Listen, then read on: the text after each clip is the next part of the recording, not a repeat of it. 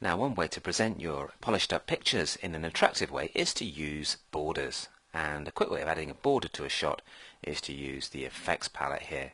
And you'll see that there's a variety of bevels you could choose. If you just click on one of those and drag and drop it to the image, you'll first notice that you have to convert the depth from 16 bits, because it was a raw file, back down to 8 bits. So just click Convert Depth, click OK to turn the background layer into a floating and editable layer, and click OK again one more time, and there you have an editable layer. So now we can just drag these effects onto here to create beveled edges, and that's not very noticeable. Let's try this one here. Yeah, it's a little bit more subtle. You can see around the edge there you've got a noticeable bevel, and you can edit that of course by clicking on Effects and then just increasing the size to make it look like a canvas frame. Now, one of those canvas frames you can get printed and delivered to your home. Now what we can do, as well as creating a 3D effect around the edge of our shot, is we can also give it a bit of drop shadow to make it stand out even more, as if it's hanging on a wall. So let's just click OK for the moment, and what we need to do is give it a little bit more space around the edges, and to do that we need to go to Image, Resize, and Canvas Size.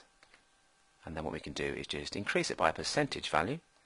So something like 120 should do the trick for both the height and the width. Hit return, and then go to Fit Screen, and you'll see now we've got a little bit extra around the edge of the shot.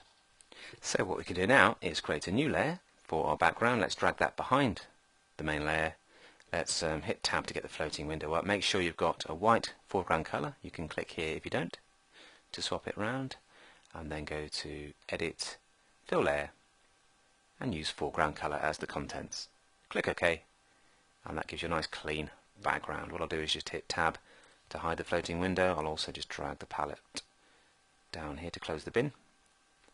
And now we've got a nice white canvas there. You can see the drop shadow that comes with the bevel is much more noticeable. We can fine-tune that by dragging other drop shadows onto the image as well. Drag and drop, and you've got a much more noticeable drop shadow effect there that makes the whole image stand out much more. And you can fine-tune that of course by double-clicking on Effects and tweaking the size, the distance, and the opacity of the drop shadow. So let's maybe take that down a little bit more just to make it slightly more subtle.